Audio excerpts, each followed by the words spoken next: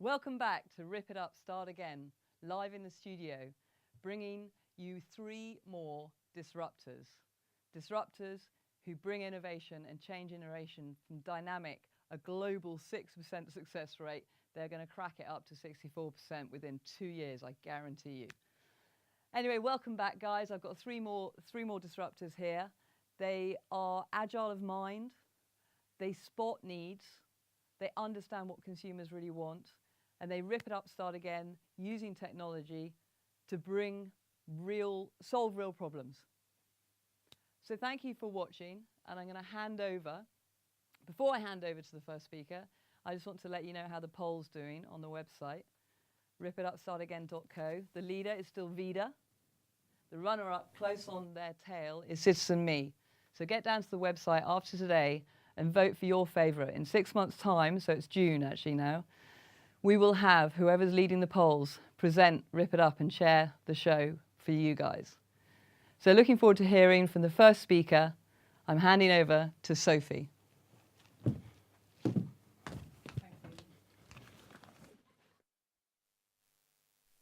organisation is the Commons Platform, or commonsplatform.org.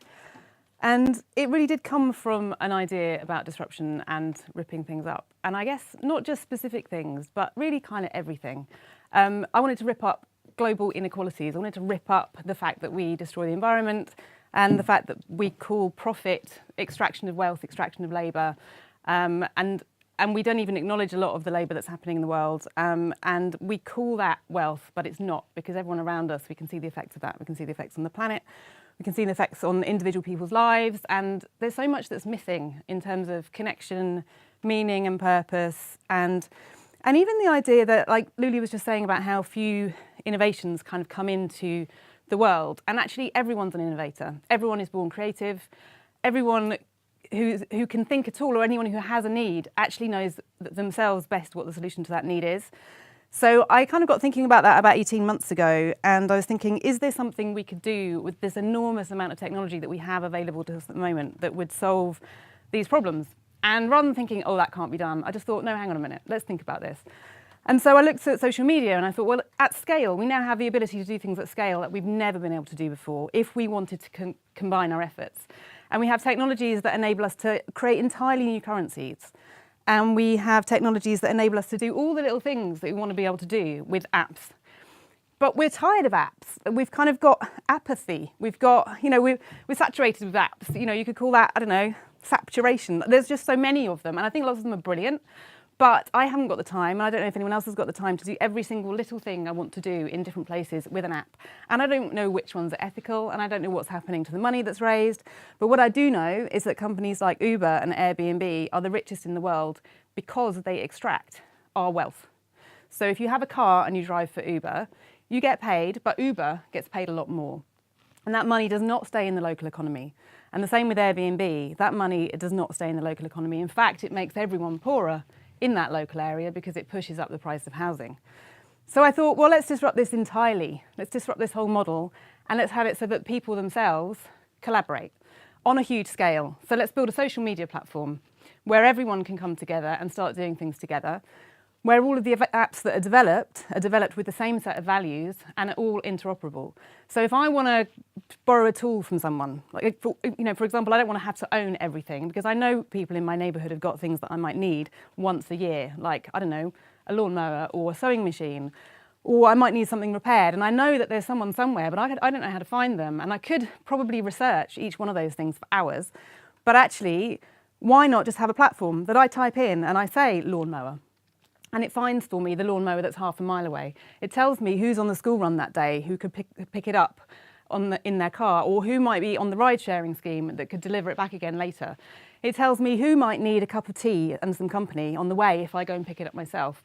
It could connect us with all of the things and the people and the skills, the information and the knowledge and all the creativity and innovation that is there already with everyone and their different organisations and their different communities. And I think with that, we can create an entirely new model, as Buckminster Fuller famously said. You can't change things by fighting the existing reality, but you can create a new model that makes the existing model obsolete. And that's what the Commons Platform aims to do. And we've had 12 months or so of workshops. We've got a community of about 800 people with different skills from very different areas, from economics to tech, to platforms, to apps, to communities, activist groups. We've got collaborations with about 200 different organisations, 1 to 200, who we can collaborate with in different ways to start piecing together all of the amazing things that are already happening around the world and creating that new kind of interoperable ecosystem where everything we do within that, we know that we're contributing to the world that we want to live in, rather than having that uncomfortable feeling that we know that we're probably doing more harm with the things that we're doing online. So that's me. I'm going to hand over to Callum. Thank you.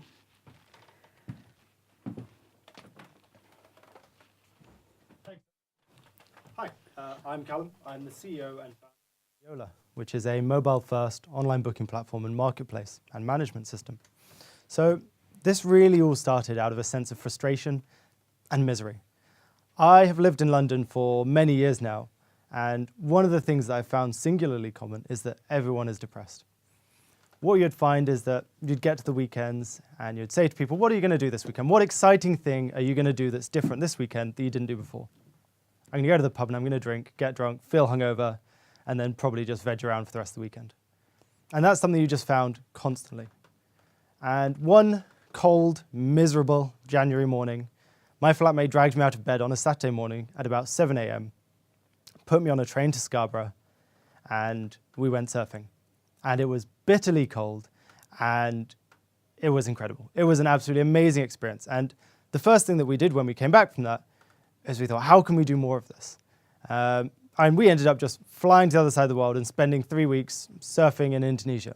And from then on, I wanted to do more of these experiences. I wanted to do more things with my weekend. And I would search for these things. I would be looking in different places. I'd be looking on TripAdvisor. I'd be searching through Google. And it was impossible. I would either end up finding some, dated website where I'd try and book and it would say, call or email to book. And I'm sorry, I'm really not comfortable for calling people anymore. I'm terrified of the phone. So I would just end up doing what I did before. Now, after I left my last startup, I wanted to go back and build something that really helped people, that would do something that solved a genuine problem and helped. And I came back to that January morning and I thought, what can we do here? And so I spent many months doing research and looking at this industry to understand more about it. And I found that not just was it an enormous industry, but it's hiding in plain sight. I live in the center of London, and I thought the nearest place I could do anything exciting, anything fun, be the coast somewhere. But all around me, there are all sorts of massive experience centers, massive activity centers, things that I could do. I had paddleboarding a mile down the road. There was water skiing 2 miles down the road. There's sailing, there's skydiving, indoor skydiving. And they're all there. And so I decided to build something that solved that. I decided to rip it up and start again and build something that would get these companies together and allow them to come online and allow more people to get involved in this world. And then I started talking to the businesses and I found that the central problem wasn't just that they're very difficult to find, very difficult to connect to, but they don't have the infrastructure. I found that 80% of this industry relies on notepad and pen. Where almost every other industry has come online, you can order a pizza online, you can buy insurance online, you can buy cars, you can buy houses, but you can't book a surf lesson. And this seemed ridiculous to me. So we decided to turn around and build an online booking platform that would allow these businesses to spend 20 minutes coming online and distributing their offerings on their own websites. And what that means is that customers can go to these sites that were built in the 90s, but they'll see this nice little shiny Book Now button and can go there and book these activities immediately. And we're already finding that more than 50% of our bookings are at midnight on a Friday. And that's telling me that it's that guy in the pub who's saying, I'm really miserable and I want to do something this weekend. What can I do? And now they can actually do something about it. And what we've found talking to these businesses is that they have said that the impact we've had on them is incredible. Where before they had to spend their days saying, what's more important to me, running activities or actually getting the bookings for them? That's a horrible, horrible conundrum. Nowadays, the question is, how much more surfing can I do? How much more of these experiences can I run? Because everything just happens automatically. And that's what we're really happy to be changing. So I'm going to pass over to Young, and thanks.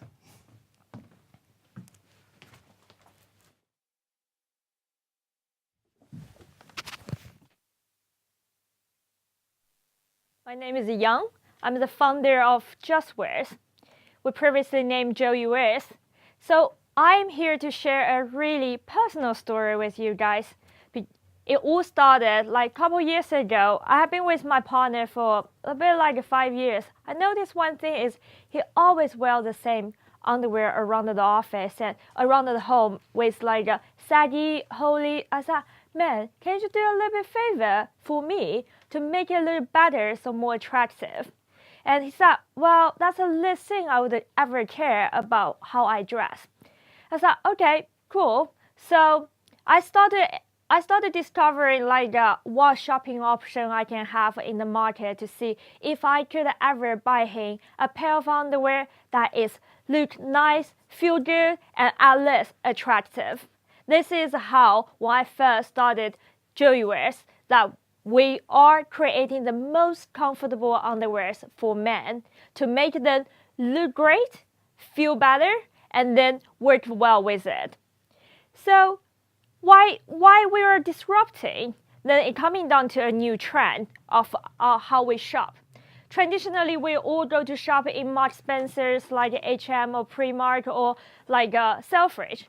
But the world is changing. We spend most of the time on our phone, and we like on Instagram, and then we probably see something recommended by our friend on Facebook. Then we pay directly from there. This is a whole new generation moving from traditional retail selling to online digital. And we have been seeing so many amazing, well-designed brands coming out, and they are all called digital native brands. We're very lucky to be one of the digital native brand that is growing explosively in London. How did we do that? We started in just like a bit like a year ago on crowdfunding with a whole crowd resource. In the 30 days of launch, we become the most funded apparel project in the whole UK, and with like over 1,500 people all across in like 60 countries, all flooded to the internet to support us to prepaid for our product. We have been overwhelmed by how excited people are looking for comfort, fun, and fit underwears. And then when we're doing this whole product development, we realize the traditional fashion industry is totally dirty. Like they use cotton, which is the most thirstiest plant in the whole world. And then the whole manufacture process probably is not as clean as you can think. And we may heard about the like children labor, everything across another continent of the world. We really want to change that whole industry by bringing more technical, sustainable fabric and using more ergonomic design to fit men better. And even more is to bring a whole ethnical mentality into how we produce the clothes that you wear every single day. And that is how Joey Wear was brought to the market. We invented this whole new design for men that has a pouch that separates your package and your balls to keep them well protected in a really comfortable way to give you more airflow, more breathability, and fit your urban life much better. And most importantly, you don't have to go to shop to buy that anymore. We provide this subscription model that based on how often you need underwear, that we just deliver directly to your home. No shopping hassle, no waiting time, no like decision making on what you need to wear. What we deliver that service to you, to your doors. One most cool thing about it is we get really tired of the boring color underwear that you can shop in Marks Spencer's. But with us, we're actually working with independent artists across the whole London. Now we're working with more like European designers. They give us their design pattern. We print them out. So you're not just wearing a piece of fabric, you're wearing a piece of art. And that is what we're making the whole basic wear industry changing in a way that bring comfort to you, bring sustainability to the world, also bring convenience to everyone. Thank you very much.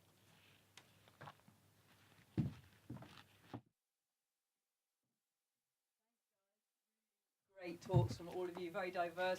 Looking forward to getting down into the questions of what's the really big problem that you think you're solving, and what's your growth, and more of the nitty-gritty questions in our Q&A. So I'm going to cut the show now for an advert while we change our stage, and we'll be back in 3 minutes. Cheers. I think we're tired of doing things that are unrewarding to the human. If there's a genuine problem and you provide a genuine solution, it doesn't require so much like driving it down people's throats, which requires capital for sales and marketing. It's just there's a problem and all of a sudden it's a solution, and sales is just organic. Disruption really starts at the root way that we interact with something to make it easier, more efficient, and more rewarding. What we're seeing here is it doesn't matter what category you're in. The same problems are occurring, or the same opportunities are occurring. Because big corporations are just stuck in their own ways, doing things the way that they've always done, because no one's challenged that. And all of a sudden, we want to buy brands from companies that we care about, that are doing better for the world, that have a better social footprint, that have a better impact on the way that we feel. So they will be called disruptive companies because they bother the big ones. But I don't think they necessarily are disruptive in terms of their way of working on the day-to-day. They are basically trying to shape a new form of economy that just works for people. I think we're all looking for ways to minimize our noise so that the things that we do choose to engage with, we want them to be more meaningful. Every company has a story. Your brand is real from the inside out. If you get that very clear and you're very honest with your story, what happens is the development and the birth of that company evolves in a very real way. I think the Rip It Up community is united by a dissatisfaction with the status quo. People are tired of seeing that business is something extractive, and it doesn't create the value for people that they expect. Just generally being unsatisfied with the status quo, thinking that there's got to be a better way, you know. I think that's what unites all of us. Companies come to Rip It Up because they see that it's part of a whole community, a movement, where people have got this tension, if you like, of wanting to change, wanting to affect a change and to share that change. There's marketing, there's PR, there's engineers, there's biologists, there are video gamers. They are completely widespread and do so many different things. But all those skills become an asset pool to everyone that goes through that system. So it's sort of like you have a nice little resource that you can tap at any time and say, hey, I need this. And then hopefully that community can answer. And if that community can't, they have obviously their own communities that they can reach out to as well. I want people to come to me and say, I've got a business proposition and I want to share it on your stage. I want to be part of this movement, if you like. I want people to come to me and say, I'm not quite ready, but I get what you're doing. Can you help me? And I just love that that sort of idea that things can be better, you know, fundamentally, whether it's the people who are talking on stage or the people in the audience, just generally being unsatisfied with the status quo, thinking that there's got to be a better way, you know. I think that's what unites all of us. I want everybody. I want, building civilizational wealth for me is the end goal. It's the big picture. It's the big, can I achieve a little bit of that? I would love to. I'm sure just little old me won't, but if I can start people, an avalanche starts in a very small way.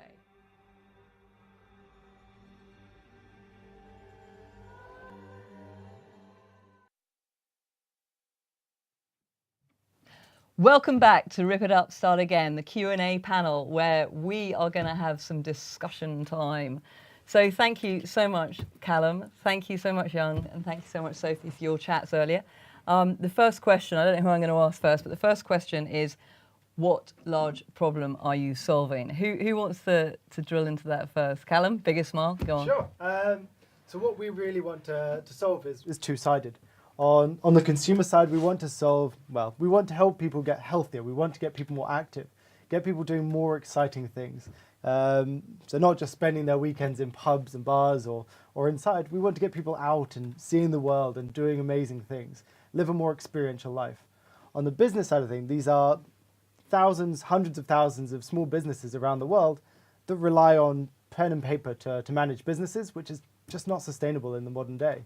So we're providing them software that allows them to come online and connect with those customers. It's like you're giving them a business case, really, aren't you? And it's like, because I'm sure, I mean, for me locally, there's some climbing, this, that, and the other for my kids and stuff, and they're just hopeless. When you're used to being in the business world and you're like, you want to make this happen, and you turn up and they just look at you and they go, well, you have to call the headquarters, and and there's all these like problems. I just like, oh my gosh, I can't deal with this. So you're providing them the platform, so they can take your entire platform, and they can either integrate or they can just use it 100%, right? Yeah, it just goes completely online, and it just means I can now manage everything autonomously. I can step back and just do the things I care about and let the business run itself. And that's the important thing for us, because most of these people, they're great at their activities, but they don't want to do the admin. Driven insane. Half of them are saying, I spend 9 to 5 running experiences, and then 5 till 9 actually getting the bookings in and dealing with the admin and the accounting and the taxes and the legals. You shouldn't be doing that. And that's just too difficult for them, isn't it? The best, they've got mobiles, right? Yeah. It's a mobile industry, isn't it? Yeah, and so our platform is designed to be the utterly mobile first, and it works in awful internet. Our site is in the top 99.99% of speed websites. It is that's great. Unbelievably fast. So the app is not taking up any space at all? No, it just loads, it works. It doesn't matter if they're in the mountains or on a beach. It works on a mobile, and it works immediately. That's brilliant. Cool. Brilliant. Love it. Love it. So, Young, what about you? So what problem we're solving? Surely Sweaty balls, obviously. sweaty balls. A common Love problem. it. Yeah. No, and can I just, sorry, when I first met Yang, Yeah. it was really hilarious. I went back to the office. I said, I've just met Yang. This is amazing. This is so cool. And I think I spoke to 4 different guys separately. And one of the guys went, oh my gosh, this is amazing. This is brilliant. The other 3 goes, I don't have sweaty balls. Oh my gosh, really? And that's bollocks, isn't it? Excuse the pun. Absolutely. That's the first tagline we had when we launched the brand is sweaty balls, no sweaty balls, dot bollock. That's like, it went viral on the internet for the first date, because people are saying, no way a lady is standing on the stage saying like she's creating a pair of underwear to keep men free from sweaty balls. How much does she know about underwear? I don't believe in her. And that question actually really pushed me to say, I'm going to prove you are wrong. And that, like, luckily we made it up. Now people actually left a comment on the internet to say, wow, this product is 10 out of 10, given it's created by a woman, like that is 12 out of 10. So I take that as an accomplishment. Yeah, so the problem you're solving is hygiene, right? Yeah. And it's sustainability. And the lights are just cut in the live studio, but I'm sure you can still see us. Sustainability with regards to the whole production line is you're taking very seriously, aren't you? You've looked at actually, you're disrupting the production from what is the normal pattern for all cotton briefs. Can you just talk about that a little bit? Yeah, so the major problem we're solving here is actually two things. From the whole industry side is the fast fashion is really creating a lot of fabric waste, and the production process is not clean at all. And we want to, what we do is we find a sustainable fabric that is fully biodegradable. So it means even you throw away, it still will not create that fabric waste. And then in the meantime, from another side, the problem we're solving is actually for men's problem. Just like women will have sweaty bra, like men had that physical problem. But for most of the brand out there, underwear is such a sector that doesn't drive their main revenue. So they were more like frequently looking at like your jacket, your nice shoes, your trousers that you frequently buy, but they don't really pay attention to the innovation inside. That's where we introduced this whole technical design to ergonomically fit for men. So basically, it's sort of like a double pouch, isn't it? Yeah. Let's not be technical. How do you feel about that? I mean, I never thought I'd talk publicly about sweaty balls, but and it sounds absolutely wonderful. And like finding boxes that actually fit ergonomically is a real nightmare. Doesn't exist, does it? It doesn't exist. Then you'll buy a pair, you'll buy a 10-pack, you'll try them on. Oh, I can't return these. They're awful, but that's it. You've just got another pack. We actually offer return service. This That's is another thing is, if you want to do disrupting, you need to provide a service that people don't think about. Yeah. Underwear, we do providing returning, but we're not going to using that for sure. So you don't sell secondhand. It makes you feel Unless you want, right? No. Well, it No, builds I don't want that. it builds the trust, which we'll come back to because Absolutely. that's the next question. Yeah. But before we move on to that, Sophie, the comms, well, the commons platform, I should say, commons platform. What's the big? Because it's a massive. It's basically what you're actually. It's almost too big, right? It's almost like building civilizational wealth. Yeah. So let's bring it back to today. And what are you actually doing today before you share the bigger vision with us, which we'll come back to later? Okay, and do you mean from the point of view of solving problems today? Yes. Yeah. So one thing we identified right from the start was that in order to make this scalable, it's not just the technology that needs to be scalable, it's also the way that people operate with each other. Yeah. And when you look at the models of existing social media, that's not a model you can scale cooperation on or collaboration on, because it's designed implicitly into it that you create revenue by creating disharmony, disagreement, discord. Angry face buttons are there because they keep us busy online and they keep us generating data and generating ad revenue, but it does not a healthy society make. Yeah. And as you know, as executives from Facebook who've left Facebook say, I mean, one of them said last year, God only knows what this is doing to our children. So the problem we identified right from the start was, let's create the conditions for collaboration. Let's foster understanding and constructive engagement with each other and with content. So that's the first thing is we spent a year or so sort of devising how we could create those conditions for collaboration and how we can create a set of values that then everything else rests on.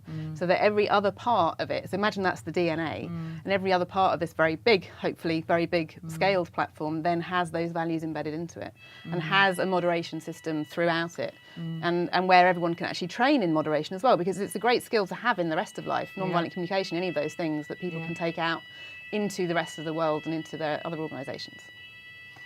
Brilliant. So trust presumably is really, really important, isn't it? I mean, you talk about the DNA, but it must be embedded in that because everybody, at the moment, everybody's giving in their free time, right, in the build of this. Yep, so there's been no money spent apart from, I think, a couple of domain names and some snacks for workshops and that kind of thing. Right, so, I mean, the question, what does trust have to do with your solution? I guess everything, really. I mean, it's our... After safety, it's our second value of our 7. So safety because it has to be safe for everyone to use. Yeah. But intrinsic to that is trust. So people need to trust that they're going to be safe. So it has to be a secure platform as well, because everyone in the world is in different circumstances and different situations. And some people's sexuality is illegal where they live and puts them at huge risk. Or environmental activists are at huge risk from flagging up logging that's happening. So many murders happen every year. It's environmental, like Indigenous people protecting their land rights. So right from the start, it has to have trust. People need to know that they're going to be safe. They need to know that the technology is designed for the most vulnerable and marginalised in society. Otherwise, it's not for everyone. So the build of the technology behind the scenes, does it mean that it's going to be decentralised? The data will be. Yeah. So that, if lo and behold hackers, target you, it's going to make it very, very difficult to access. Well, yeah, and I'd love it for also to be that it cannot be switched off by any ISP or government. It's by the people, for the people, and to solve people's problems themselves. And I think actually, if you embed the values into that and embed trust into that, I think we are fundamentally collaborative beings. And a lot of research has been done on that recently, and George Monbiot talks about that. And I think that's absolutely true. That's why we've got where we are as a species, and the fact that we've stopped trusting each other, and we have, we have built-in trust apparently in things like blockchain, but actually it removes trust. It removes our ability to really trust each other and fall back on a piece of technology that does it for us. And I don't think that's the right direction to go in. So we're looking at building a sort of distributed ledger technology that will underpin a currency which is based on not proof of work or proof of stake, which are the two models currently, but on proof of collaboration or proof of stewardship of the commons, so that we know that there's implicit trust, there's built-in systems that encourage trust and accountability among the whole community. It's a big ask. It's a very big ask, and I love it. I mean, you should actually speak to one of our other disruptors, Citizen.me, because they have a decentralised system, and it's and all their data is held on their citizens' phones. They have no data. Right, They hold no data whatsoever. So they're the first research and data company that holds no data. Right. And another it's key moving promise that is way. that no data will ever be sold as well. Exactly. Because then everyone... Well, Citizen.me is part of their business model. Citizens allow their data to be shared for money directly to them. Right, okay. So they opt in and choose. So, yeah, interesting, isn't it? So trust. Trust is really... Well, can I just get... Sorry, I'm going to go back to the box shorts. Trust is really important here with regards to... it tickles my fancy slightly. When you get that first pair, your expectation level at this point is quite high, isn't it? Yeah. You know, you're going to no longer have sweaty balls. I mean, I don't know what that means because I'm not a man, but Yeah. I guess that's really important. Is that the part of the premise of what you sell? What's trust got to do with it?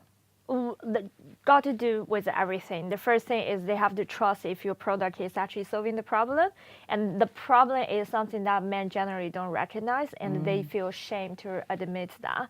Like probably 9 out of 10 people I talk to, they will say, I don't have that problem. But once they give a try, you will see like customer message from us like, this changed my whole life. I haven't really feel comfortable to admit the problem, but you do make me realize that. And second point, just like you mentioned here, is you have to outperform us what people's expectation. Yeah. They have certain, this whole word create a specific like criteria about what service is good service, what is a bad service, and how can you extend it their like expectation is all about deliver happiness, right? Yeah. This is one thing we really cultivated the whole brand is, we do everything that surprise you so that you realize that we deeply care about not just a product, we care about you as an individual, and you are supporting us to start this business, and we are giving back the best things we can. Yeah. Okay. And you didn't really mention when we first met, you talked about the bark. So this is part of the product makeup of the product itself, the tree bark.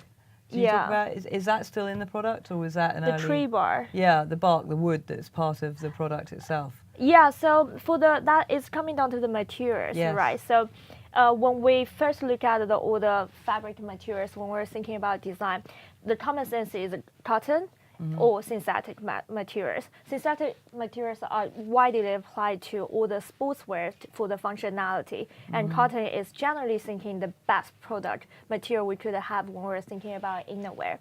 But the absorbing sweat, but it doesn't. It actually never. It's a fallacy, isn't it? Yeah. So we did it in this research and realized on the one side, like cotton is like probably the most thirsty plant around the world, and just not doing any environmental good for developing countries who are producing the product. Right. And the synthetic materials are actually not good for your skin and not good for like all the like sustainability. And wood coming back is we're using the renewable woods that growing in Austria called beech tree. Beech tree is actually a really common tree in UK.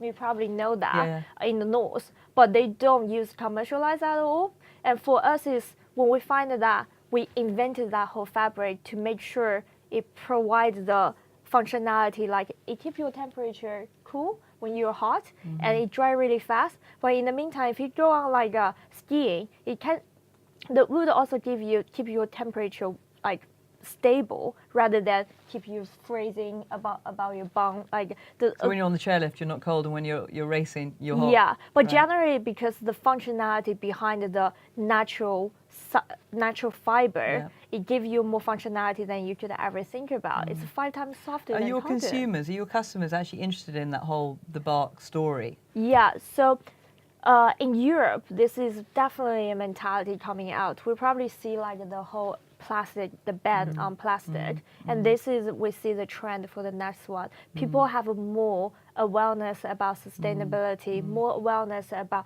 what they wear, what they eat, and now we're returning back is how can we doing a good, returning back to the world. Brilliant. With the service and the product. Very, very disruptive mindset. So trust. What's trust? What does trust have to do with your solution? Trust for us is a terrifyingly important thing. It's in any technology platform, you've always got to trust that what they're doing is ethical, that what they're doing is going to work, that they're going to protect you, they're going to protect your data, that you're not going to be hacked and you're going to be looked after. And we so willingly give that up in so many cases.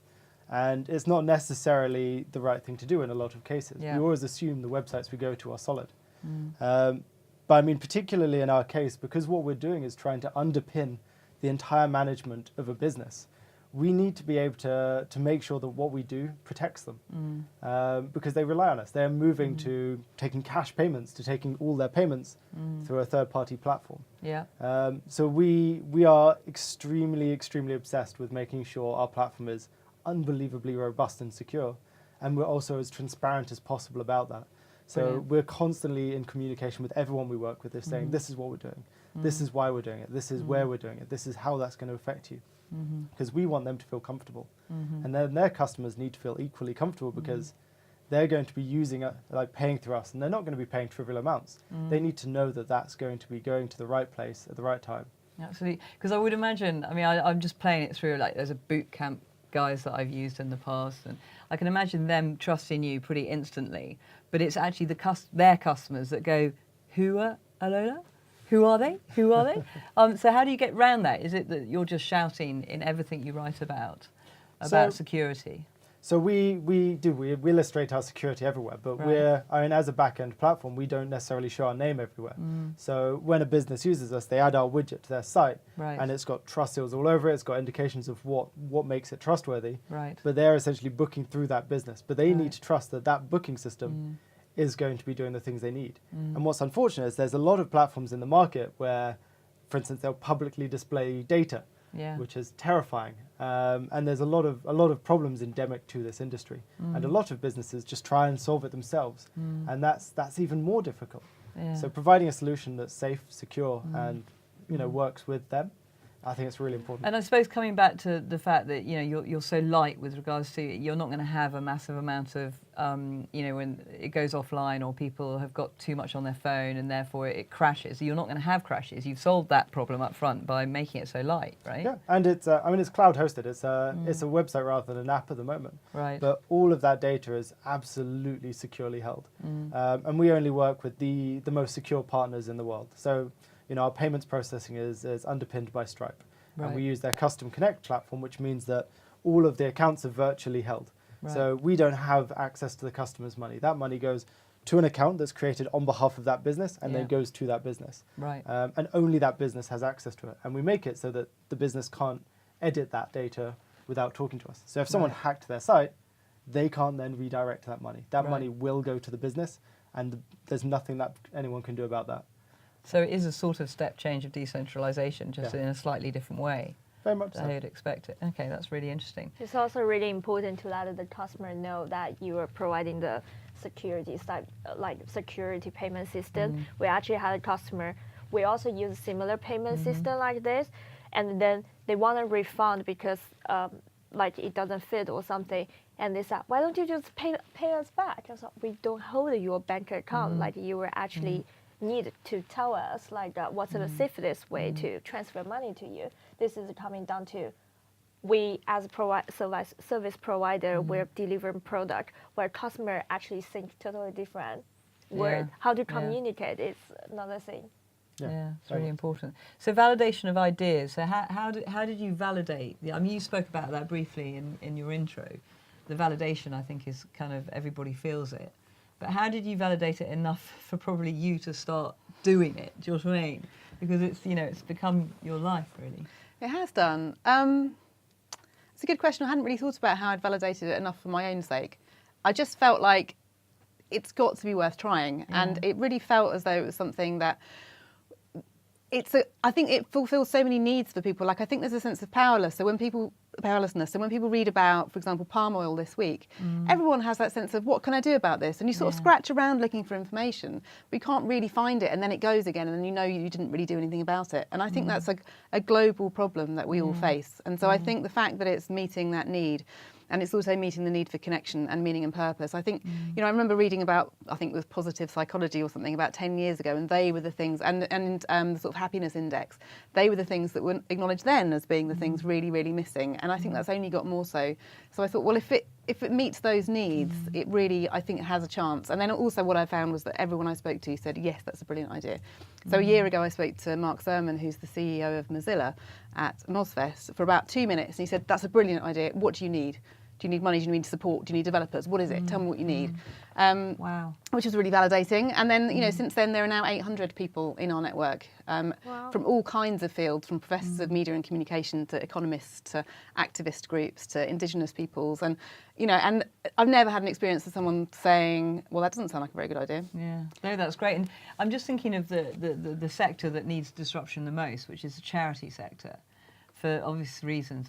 Has anyone from that sector kind of come to you and gone, actually, if we pool our resources, we can really help you elevate into that area, and maybe they then deal with that area? Or we've had a few conversations, and it's not something we've focused on at this point, because I think with some organisations that are quite traditional, you need to have a model that's already working to demonstrate first. Yeah. And I think you can have conversations and you can sort of throw ideas around, and I think there are loads of things that would really help. But I think actually it might end up making a slightly different model, which I think would be threatening at the moment. So, for example, it would be a lot easier to crowdfund. It would be a lot easier to get engagement from people. Like I might decide to have a bit in the top corner of my screen that says how I can help immediately with different global issues, or how I can, donate towards protecting a part of the rainforest. And I think that will come from people, and I think it will be driven by people. And I think it can support existing NGOs, but it may also perhaps create a model that slightly surpasses what they're doing in some way. And I think there needs to be an ongoing conversation about that. And I'd like to be having that conversation probably within the next year or so. I think a lot of them recognise that their current model is dying a death slowly. We can talk about that for hours, and we're going to run out of time. So, validation of idea. So I tend to take a different route. So my previous background is as a scientific researcher. I used to spend my time in a research lab. So it means that I set a hypothesis, and then I will just absolutely do everything I can to validate that to some degree. So when I first started really looking at this idea, I then spent 6 months in R&D. And what that means is I spent the first few months doing direct primary research, secondary research. I sent out hundreds of surveys to businesses all over the place. I created dummy sites, targeted ads at them. And I basically spent as much time as I could breaking into this market from different angles to see what would happen and to try and understand those needs. Brilliant. And I didn't agree to go ahead until I felt fully comfortable that there was a market there, that there was a market need there, and that I could be the one that would actually help solve that. And I think that's really important for me, because I think so often it's very easy to find an idea, just absolutely go full pelt. And I've done it many times before, and it's not necessarily been the most effective way. Like I like these days to make sure I know what I'm doing, why I'm doing it, and have that clarification and validation from the market before I touch it. Brilliant. Brilliant. Are there any particular sectors or areas where you've been picked up more than or less than you would have previously thought in this process? Definitely. I mean, initially we were going to go straight for a marketplace, and it's only when we started those really deep conversations with businesses that we realised that was the symptom but not the problem. Yeah. And I think in some sectors it can be very hard to get that level of research. Like for you particularly, like it's such an obvious need and an obvious market where you can see that disruption. But for many markets, I can imagine it's very much you see something and you go for it and realise that it's something behind that's the problem. And that's very nearly what I did here, and it was only because we were so rigorous in our research that we realised that what we thought was the problem was very much just hiding the problem itself. Right. Validation. So for you, it was very simple, wasn't it? It's a boyfriend. Sorry. Well, I don't want to put him under the spot because he hid it. But generally, when I've Too late, you know this is live, right? Yeah, I never realised that. Oops, I'm sorry, Alice. Oh, you just named That's right, him. yeah, name him. Oh my God, name and shamed. Anyway, sorry, carry on. Don't worry, there are many of that someday. But for us, it's so simple. Like I started just having drunk chat with my male friends and asked how would you feel about this? Very interestingly, is they were actually talking all this quite privacy conversation with me just because we're a different gender. They rarely talked out around the male friends, and the validation for us is crowdfunding. Right. Of course, yeah. We tried to say, oh, shall we raise a seed round, shall we raise an angel round before we actually have a product? And then they was like, no, let's just go out, throw the idea to the crowd and see how the crowd reacts. Yeah. If they like it, then we will get a pre-order. If they don't, that means it's really terrible, bad idea. Well, we do spend the 10 months doing the R&D and get the right product and make sure everything is right. And we put on Kickstarter. It's give you 30 days, you know you were failed or you were either successful or failed, like after 30 days. When we see like we hit the goal within 48 hours, that we were just looking for 30,000 pounds to start our first round of production, and we got 48 hours. And by the end of 30 days, we were 500% over our initial target. And I was like, okay, there's definitely a need out there that is not addressed and not addressed in a proper way. So how are you moving on quickly because we're running out of time? How are you scaling your business? So we moved on to the direct-to-consumer, like a purely online store, and we're providing people can purchase directly, and we're more focused on building like a community. People word of mouth become like such big driver of the business for us now, and we're not just stopping at underwear. Like we really want to bring in more ergonomic design and this whole sustainable technical fabric into the whole basic wear. Are you putting money back into? So you're putting money back into trees? Yes. How are you doing that? In trees. So we, the company we're working for, developing the fabric, like the fabric across the world, only us are using that. Right. So we're working with their R&D to really utilize this fabric to see how other product we can cover more than just underwear. The next step we're looking at is actually shirts. Like the shirts can stop like underarm sweat. If we can make that happen, I think that would be life changing for a lot of men. Oh, I'd love that. I wear blazer permanently for that. It's my solution. Never take it off, Callum. So do. how are you scaling your business? So we're taking advantage of a really cool thing about our industry is that it's very community oriented. Everyone knows each other and everyone wants to connect and help each other. It's not one which is, you know, they breed competition where they want to on a general scale, but they also want everyone else to succeed. So it means that we have this really nice referral mechanism which allows people to connect with each other. And then obviously through traditional sales channels, building a robust business development, business acquisition plan. And then on top of that, building out on the SEO front. Right. Because it's something, as very technical people, we have a real advantage with. You know, we can find ways to make sure that we're in front of them because it's a very fragmented market. So it's very difficult to find a particular penetration point. You need to do it through non-conventional means, which makes it a real challenge, but really fun to do. Yeah, no, I'm sure. Scale for you. That's a hard one, isn't it? Scale. Well, actually, there are so many because it's something that can create the conditions or foster understanding among people on social media. It's actually really interesting for independent media organisations who want that. They want that healthy engagement with their content. Right. And so we've got about 12 independent media organisations already having that conversation with us. And with them comes their readers. And there is a total of, I don't know how many millions of readers among them. But if they bring their readers, then that's already a sizable chunk of people. So actually what we need really is the technology to be able to hold that. So that's our first thing, I think, is to be able to develop that soon. And I presume you're going to go open source. I mean, how are you are going to do that in an open source way? And we're possibly looking at a slightly different model, which is a sort of commons ownership model, which doesn't really exist yet. So you can have legal structures that are for companies or for cooperatives, but not necessarily yet for commons. So we're having a workshop in December where we brainstorm that with people from around the world from different with legal backgrounds.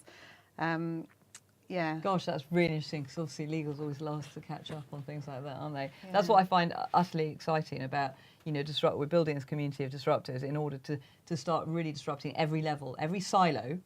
It's about drawing parallels through silos. That's my own vision of how we can allow the freedom of growth and therefore the penetration of successful innovation. Now I'm going to have to wrap it up now.